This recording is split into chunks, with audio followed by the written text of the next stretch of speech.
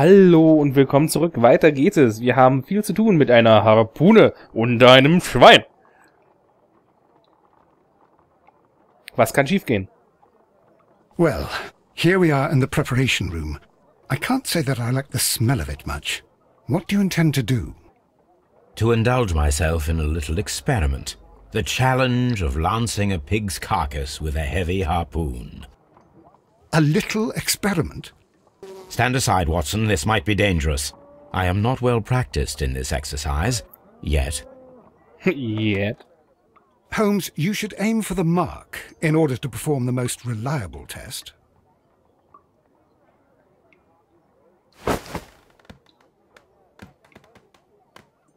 Ach du meine Güte. Holmes, you should try to aim better and throw as hard as you can. Verzeihung! Das war doch nicht schlecht.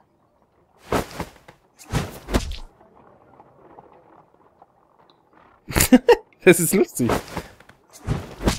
The harpoon has struck the body, but with insufficient strength to pierce it straight through. Ja, ich versuch's gleich nochmal.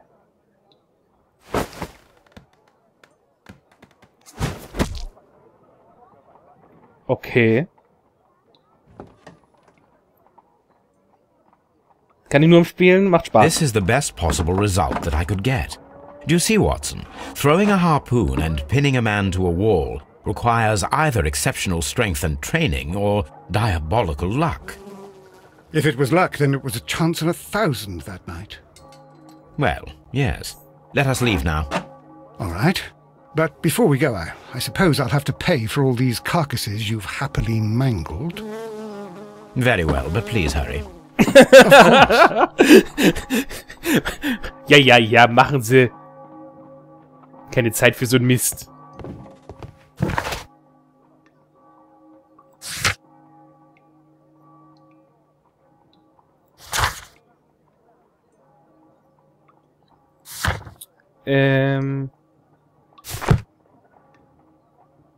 Ja, wir gehen zu dem Jungen in Scotland Yard, beim Scotland Yard. Schauen uns das mal an. Und auf dem Weg...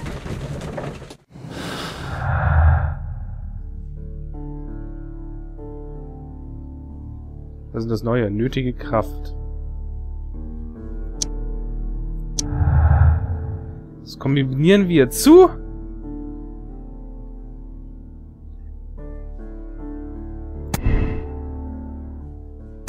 Es besteht die geringe Möglichkeit, dass es einer untrainierten und durchschnittlich kräftigen Person gelingen könnte, Peter Carey mit einer Harpune an der Wand aufzuspießen. Große Kraft. Es bedarf einer viel größeren Kraft als die einer durchschnittlichen Person, um die Brust eines Mannes zu durchstoßen und ihn an der Wand aufzuspießen. Höchstwahrscheinlich ist auch Training erforderlich. 2 Personen können zusammen dasselbe Ergebnis erzielen. Wir nehmen große Kraft.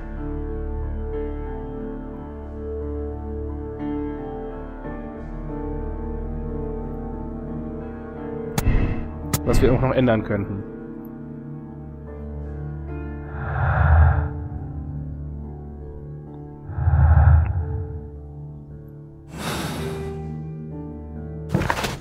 Wir gehen erstmal weiter.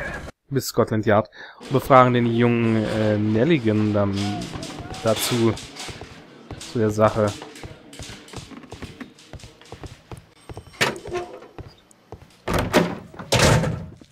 Du. Ja, du. I have heard the story of Dawson and Nelligan, the West Country bankers. Yes. Joshua Nelligan was my father. I am aware that it had a bad ending. When the bank failed, it ruined half the families of Cornwall, whereupon Joshua Nelligan disappeared. My father was under extraordinary pressure. Dawson had retired. I was only 10 years of age at the time, but it was still old enough to feel the shame that befell our family. My father was convinced that he could pay off all his debts if the creditors gave him time. He set sail for Hammerfest in Norway in his small yacht, just a few days before an arrest warrant was issued. He left my mother a list of the securities he was taking. No word was ever heard from him again. We believe that his vessel went down, taking with it everyone and everything on board. Thank you for the story, Mr. Nelligan. At last, we are making some progress. Interesting. Joshua Nelligan and Peter Carey were both at sea in Norway. There is definitely some connection between Peter Carey and Joshua Nelligan's disappearance. Die Logbücher untersuchen. Also ich würde ja auch immer noch vermuten, dass es vielleicht ein und dieselbe Person sind.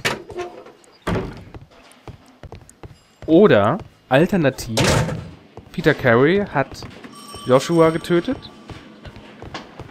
weil er herausfand, was das war und was er da mit sich hatte. Und die ganzen Wertpapiere hat er einfach schlagnahmt, wenn man so möchte.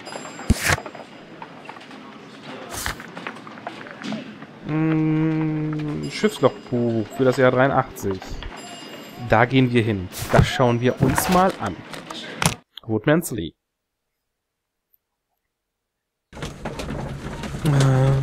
Chopper. Peter Carey raucht nicht. Was uns das sagt, weiß ich noch nicht.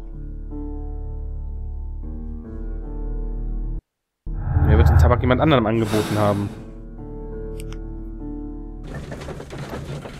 Ach, der lebt ja immer noch. Na komm. Wir müssen ein paar Logbücher sichten. Danke.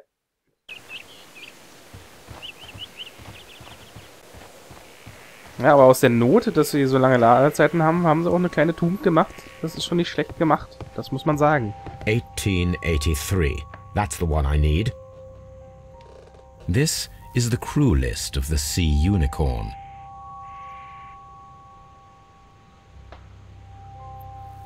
Gut, mit Linksklick kann ich untersuchen.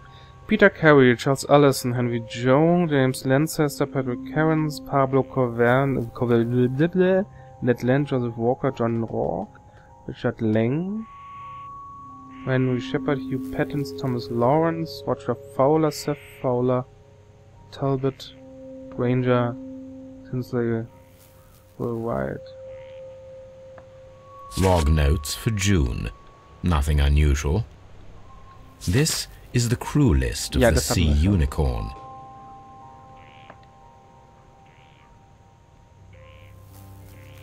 Moment. PC. Patrick Cairns. This is the crew list. This. Ja, aber... This. Das sehe ich doch. This. PC könnten nämlich auch die Harpuniere sein. Von damals. Log notes for June. Leichte Brise, bla bla Nothing bla. Mittelstarker Wind, bla bla bla. Anderes Warwangschiff gesichtet. Log notes. Ja. Log notes for July. Nothing special. 2 Wale, starker Wind. York ist krank, zusammen mit Allison und Joy.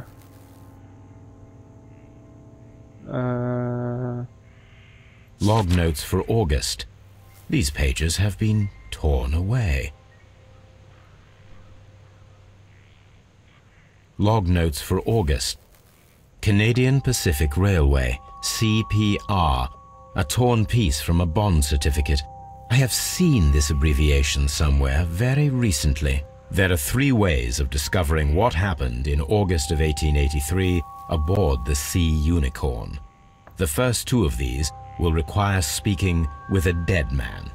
The last would be to locate vital witnesses, the sailors involved in this whale hunt campaign.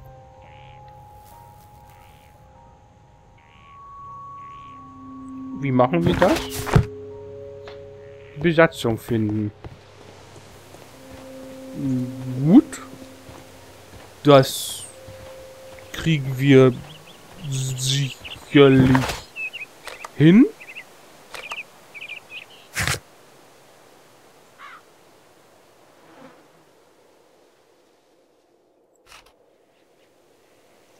Das kann wir verwenden mit irgendwas.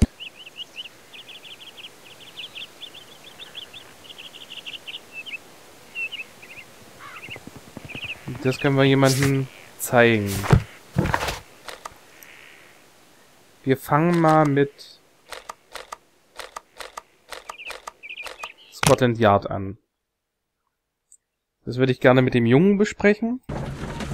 Nach der Geschichte können wir weitergehen zu nach Hause in die Baker Street 221b und da mal schauen, ob wir uns auf der Karte einer Seemannskneipe wieder eine fündig werden. Ich glaube, das könnte funktionokeln.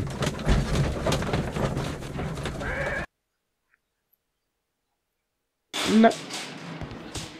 Lass mich durch. Ich habe eine wichtige... These are the suspect's belongings. Mit Wertpapier vergleichen. I wonder if these are connected.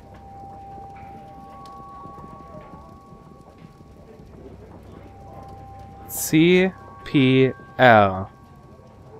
Das sind die... Das ist eine Liste der Wertpapiere, die er mitgenommen hat. Und das ist eines der Wertpapiere. Now we have the proof that Nelligan's papers were indeed here. It seems that they have vanished, however. Das würde ich jetzt so nicht sagen. Bäh.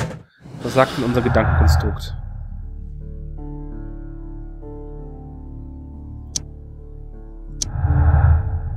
Fehlende Wertpapiere. Gestohlene Wertpapiere. In der gestohlenen Blechkiste befanden sich kostbare Wertpapiere. Ja.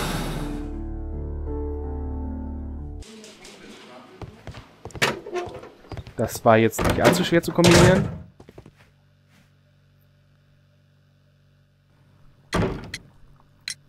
Tell me, Mr. Nelligan, what exactly were you hoping to find inside Peter Carey's cabin? I was trying to find some information about my father.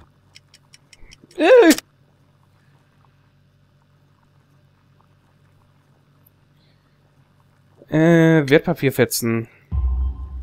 I assume you had another purpose, to retrieve the bond certificates. Am I correct? Yes. I discovered some time ago that a few of the missing securities had reappeared on the London market. You can imagine my amazement. I spent months trying to find them, and at last I discovered that the original seller had been Captain Peter Carey. These papers, they belonged to my family, but I could not find them there. Well, I will see you soon, young man. Mhm. Dann sollten wir doch diesen Mann, die Seemänner von damals ausfindig machen. Mal sehen, was die Baker Street und die Karte an der Wand dort sagen. Womöglich hilft uns das ja wirklich.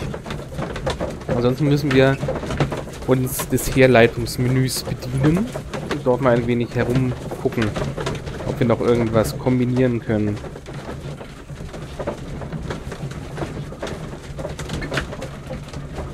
Ja, da guckt er so mit der Regen rum.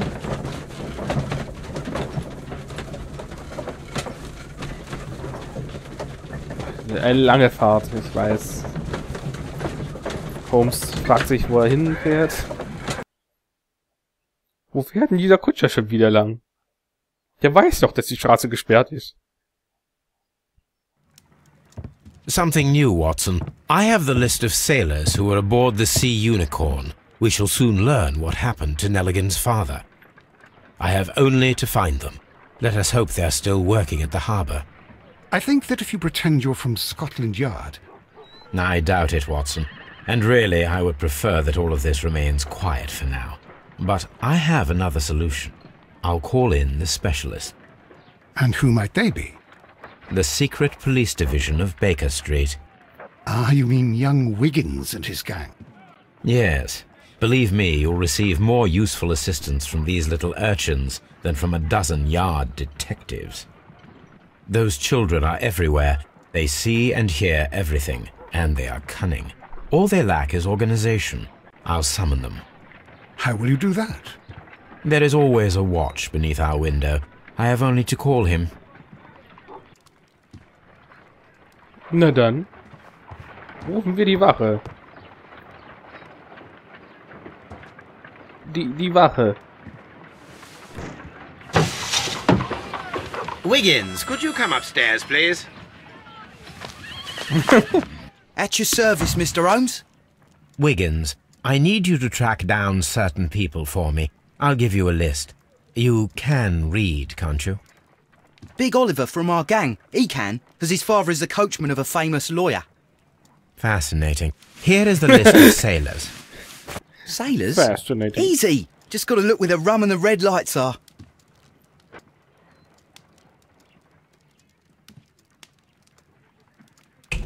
Sorry to trouble you, Mr. Holmes, but the inspector asks that you come to the station as soon as possible. Thank you. I'll be there shortly.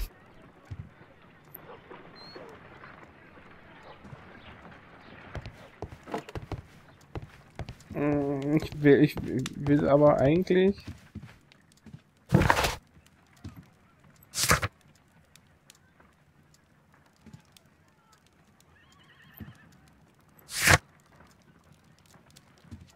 Ja, jetzt muss ich hier... Jetzt muss ich... Da war ich doch gerade. Jetzt fahre ich da schon wieder hin. Die wollen mich doch alle verarschen.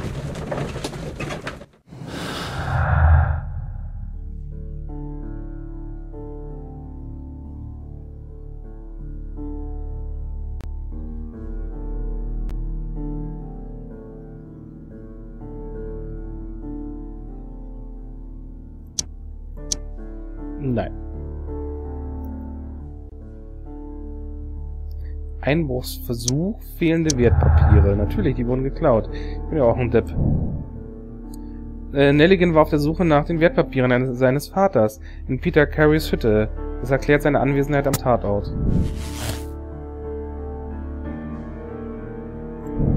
Nelligans Unschuld. John Nelligan ist ein Opfer der Umstände. Er entspricht weder vom Äußeren noch vom psychologischen her dem Profil des Mörders.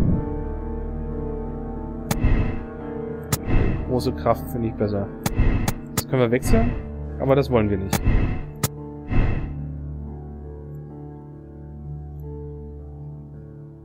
Das ist gut, dass wir, bevor wir dahin sind, nochmal uns das angeschaut haben.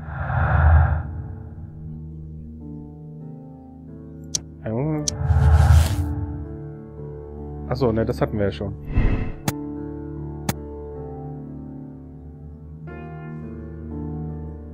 Notizbuch holen.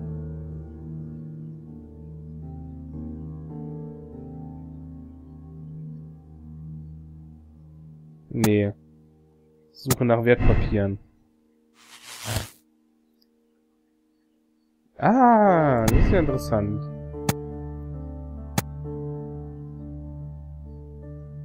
Das ist ja... Nelligans Unschuld. Dafür bin ich irgendwie eher... Also man könnte es jetzt so zusammenreimen, natürlich.